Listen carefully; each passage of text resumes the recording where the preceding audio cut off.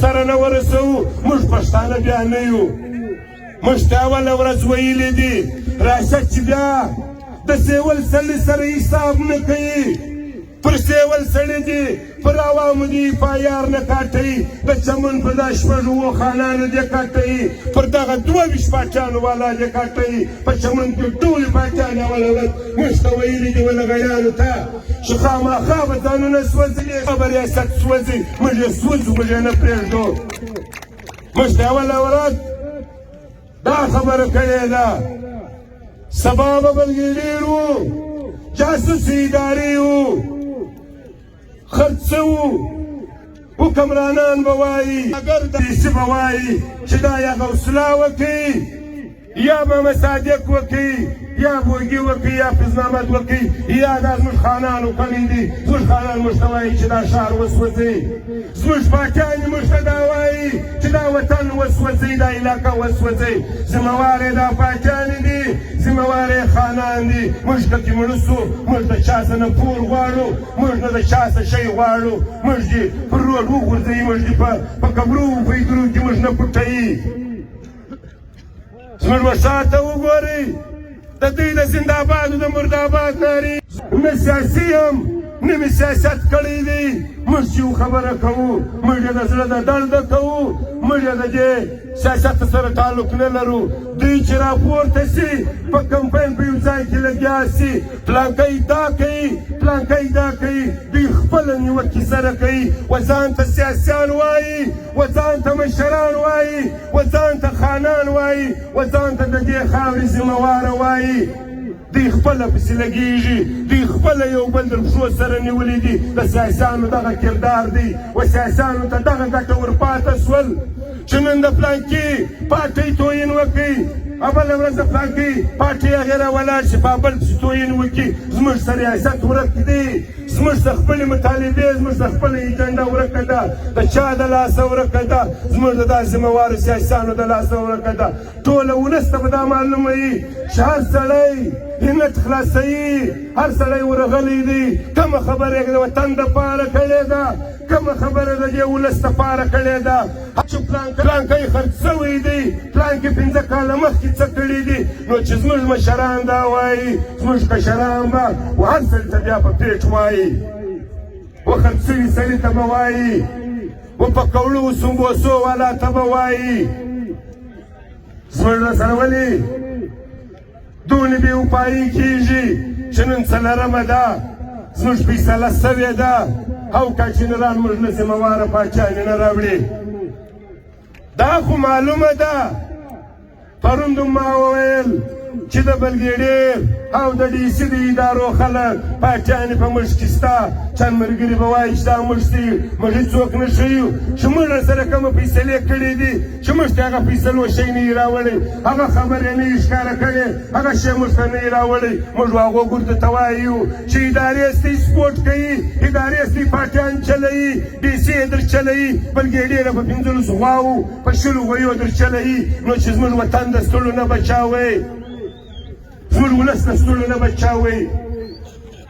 دا خو معلومه ده چې زموږ سلو لس شپې پر دې روډ ستړي ناست دي پر دې روډ یې د پښو خورونه اوښتي دي.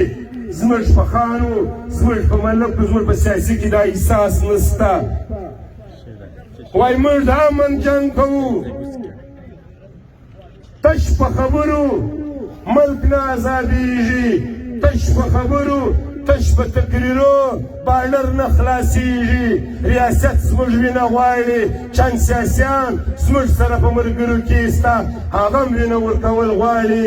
چند بیا زړلي د بلګېډیر د کرنل و بغل ته کښېني د ټلیفونو د دې رابطې موږ ورته وایو و مشر محمود خان ته چې موږ وینه ورکوو ذمهواره یې ته موږ ته دې اوله ورځ دا خبره چې ستا د موټر و ریاست ته دې ویلي چې ستا د موټر در جامې نه دی بزر تا ویلي دي چې ستا د مور پاسپورټ زموږ در جامې نه دی بزر.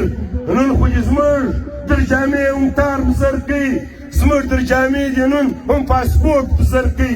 ولې موږ فیصله غواړو موږ فیصله ټله فیصله غواړو که موږ ته مشر قانون په سبا کې فیصله نه کېوه و دې ولس ته و دې لغړیانو ته بیا وسکې چې ته وایم چې تو بیشتره وتړه وته برګېډیره سر پر څنګ کښېنه هلته به کوړې وسو بوسې ورسره خوره تا ته به مې 15 غوایې درلی کړي ته هم ځان ورسره خرڅ کړه دا وطن و دا ولس سره پرېږدئ موږ به ټوله لنګونه وو موږ به ټوله مخان تور کړو د دې وطن څخه به کوچ وکړو موږ خو غیرت نه وکړي موږ خو ننګ نه وکړي موږ خو ولس له ګټه نه راول 3 میاشتې و 6 شپې چې څوک پر روډ کښېني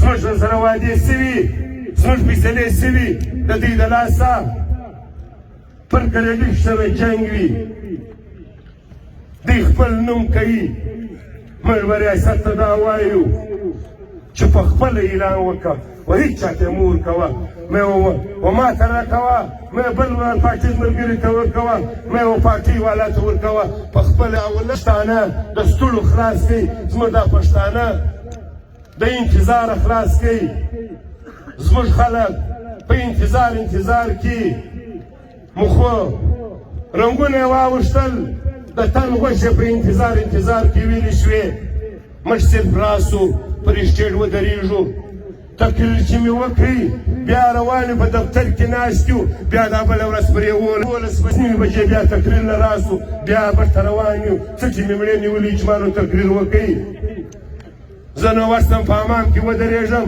پر سر لاس تېر کړم پر مخ کریم ولګوم پر ژنه فلیکس راکش کړم ژنه غوړه کړم موږ ته شرم پکار دی موږ په ولاکه که رښتیا ایمانداري خبره وي رښتیا حقیقت وي په ولاکه یا موږ ته صرف معنا لري چې موږ سر وژلو وو ورځې و دا ټوله بدن وخریو په ژړې تیلو ځان غوړ په دې ښار کې کالي وکاږلس وګرځېږو موږ وطن نه کوي بچاو موږ بچی نه کوي بچاو روزګار نه کوي ور روزګار ریاست او زموږ خانانو او زموږ سیاسیانو زموږ د خولو څخه روزګار وکړي اوس که د یو پارټۍ کې سوی بیا خو تا جنګ هم کوئ بیا خو تا روډ هم بندوئ که د یو خان کې سوی بیا خو تا جنګ کوئ بیا خو تا روډ هم سوځئ که د یو لوګري کې سوی بیا تا روډ هم سوځئ زموږ په ګردو کې کار شته